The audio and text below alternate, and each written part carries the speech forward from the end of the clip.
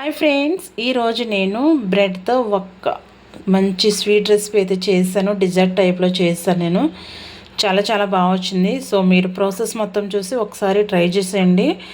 ఒక్కసారి ఇలా చేసి పిల్లలకి పెట్టారంటే చాలా ఇష్టంగా తింటారు. మన ఇది ఫ్రిడ్జ్లో పెట్టుకుని తింటే చాలా బాగుంటుంది. సో డెఫినెట్గా ట్రై చేయండి. ట్రై చేయాలంటే ప్రాసెస్ అయితే చూసాను కదా. మరి ఇప్పుడు లేట్ చేయకుండా మనము ఈ స్వీట్ బ్రెడ్ని ఎలా చేసుకోవాలో ప్రాసెస్ అయితే చూసేద్దాం. నేను ఈ రెసిపీ కోసం 4 బ్రెడ్ ముక్కలు అయితే తీసుకున్నాను. వీటిని ఇప్పుడు 4 ముక్కల కింద కట్ చేసుకుందాము. ఇలా 4 ముక్కల కింద కట్ చేసుకోవాలి ఈక్వల్గా. ఇలా కట్ చేసుకుందాము. ఓకేనా. ఇప్పుడు వీటిని నెయ్యిలో ఫ్రై చేసుకుందాము. ఇలా 4 ముక్కల కింద కట్ చేసుకోవాలి. మీకు ఎన్ని కావాలంటే అన్ని బ్రెడ్ ముక్కలు తీసుకోండి. వాటిని ఇలా 4 సమానంగా కట్ చేసుకోవాలి. ఇప్పుడు ఇవి పక్కన పెట్టుకుని ప్యాన్ పెట్టుకుందాము. చూడండి, స్టవ్ మీద ఫ్యాన్ పెట్టుకున్నాను. ఇప్పుడు ఆయిల్ వేసుకుందాము.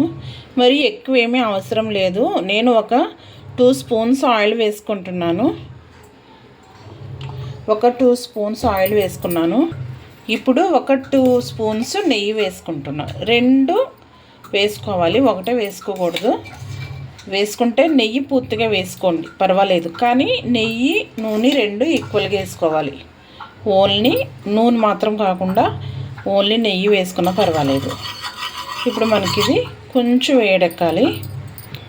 చూడండి, మనకి వేడెక్కిన తర్వాత ఇప్పుడు బ్రెడ్ ముక్కలు వేపుకుందాము.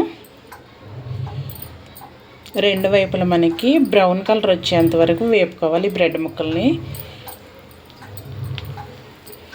ఇలా ఎన్ని పడితే అన్ని వేసుకోండి. ఇవి 2 వైపులా వేపుకుందాము. చూసుకుంటుండండి, ఎందుకంటే మనకి బ్రెడ్ ముక్కలు త్వరగానే వేగిపోతాయి. ఇప్పుడు 2వ వైపు తిప్పుకుందాము. 2వ వైపు తిప్పుకుంటూ మనకి ఇవి బ్రౌన్ కలర్ వచ్చేంత వరకు వేపుకోవాలి. 2 వైపులు కూడా మనకి బ్రౌన్ కలర్ రావాలి.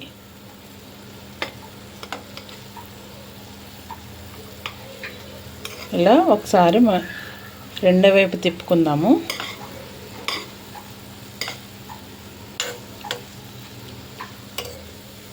ఇప్పుడు అటు సైడ్ బాగా వేగిన తర్వాత మళ్ళీ 2వసారి తిప్పుకుందాం.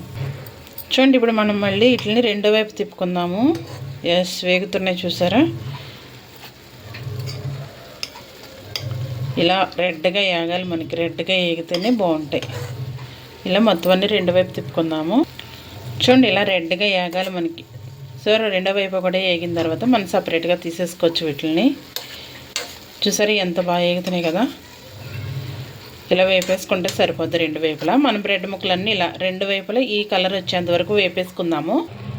చూడండి, బ్రెడ్ ముక్కలన్నీ ఈ కలర్ వచ్చేంత వరకు మనం వేపుకుంటే సరిపోద్ది. ఇప్పుడు ఇవి పక్కన పెట్టుకుని మనం స్టవ్ మీద పాలు మరిగించుకుందాము. ఇప్పుడు స్టవ్ మీద నేను 1/2 లీటర్ పాలు పెట్టుకున్నాను. పాలు పెట్టుకోవడానికి ముందే కొన్ని పాలు తీసుకున్నాను. 1/2 లీటర్లోంచి ఒక 1/2 గ్లాస్ పాలు తీసుకుని మిగతా పాలన్నీ స్టవ్ మీద పెట్టుకుని మరిగించుకుంటున్నాను. మనకి 2 పొంగులు అనేది రావాలి. పాలు మరిగేలోపు మనం కస్టర్డ్ పౌడర్ రెడీ చేసుకుందాము. నేను 1 లీటర్ పాలకి 2 స్పూన్స్ కస్టర్డ్ పౌడర్ తీసుకుంటున్నాను. 2 స్పూన్స్ కస్టర్డ్ పౌడర్ తీసుకుని ఇందులోనే కొన్ని పాలు వేసుకొని కలుపుకుంటున్నాను. ఎక్కడ ఉండలు లేకుండా కలుపుకోవాలి దీన్ని. మనకి ఎక్కడ ఉండలు అనేవి ఉండకూడదు. మనకి ఇలా ఎక్కడ ఉండలు అనేవి లేకుండా కలిపేసి పెట్టేసుకోవాలి. ఇప్పుడు ఇది మనం పక్కన పెట్టేసుకుందాము. మనకి పాలు అనేవి 2 పొంగులు అయితే రావాలి. ఇప్పుడు పాలు 2 పొంగులు వచ్చేంత వరకు మరిగించుకుందాము. చూడండి, మనకి పాలు బాగా ఇలా మరుగుతున్నాయి కదా. ఒక 2 పొంగులు వచ్చిన తర్వాత ఇలా మరుగుతున్నాయి కదా. ఇప్పుడు మనం ముందుగా కలిపి పెట్టుకున్నాము కదా కస్టర్డ్ పౌడర్. ఒక్కసారి మళ్ళీ కలిపేసుకోండి, ఎందుకంటే కస్టర్డ్ పౌడర్ అడుగున ఉండిపోద్ది. అందువల్ల మళ్ళీ ఒక్కసారి బాగా కలిపేసుకుందాము. ఇలా ఒక్కసారి బాగా కలిపేసుకుని పాలలో వేసే ముందు ఇలా బాగా కలిపేసుకొని ఇప్పుడు పాలలో వేసేసుకుందాము. వేసేసుకొని ఇప్పుడు బాగా కలిపేసుకుందాము. కూడనే మనకి ఇది ఈ మిశ్రమం కూడనే చిక్కబడిపోద్ది.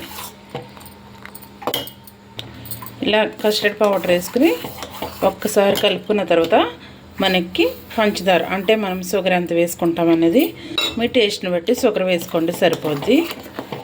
ఇప్పుడు మనం షుగర్ అనేది కరగాలి, అలాగే మనకి కస్టర్డ్ పౌడర్ అనేది కొంచెం పచ్చివాసన పోవాలి.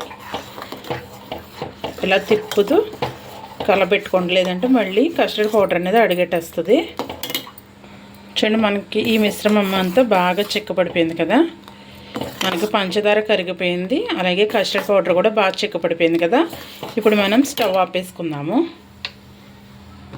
ఇలా స్టవ్ ఆపేసుకొని మనకి కొంచెం చల్లారితే చాలు, మరి బాగా చల్లారక్కలద్దు, కొంచెం చల్లారనిద్దాము. మనకి చల్లారి కొలిది ఈ మిశ్రమం అనేది ఇంకా కొంచెం గట్టిపడుతుంది. మరి ఎక్కువ చల్లారాల్సిన అవసరం లేదు, కొంచెం చల్లారే వరకు పక్కన పెట్టేసుకుందాము. చూడండి, కస్టర్డ్ మిశ్రమం మనకి కొంచెం చల్లారింది కదా. ఇప్పుడు మనం ఒక బౌల్లో వేసుకుందాము. నేను ఈ బౌల్ తీసుకున్నాను. ఫస్ట్ ఒక లేయర్ కింద వేసుకుంటున్నాను, కొంచెం వేసుకుంటున్నాను. మనకి బ్రెడ్ ముక్కలు అనేవి మునిగేటట్టు వేసుకుంటున్నాను.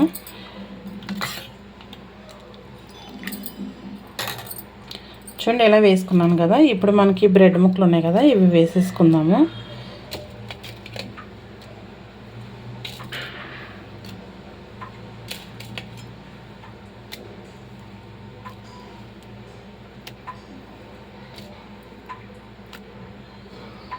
ఇలా వేసుకుంటే మనకి బాగుంటుంది.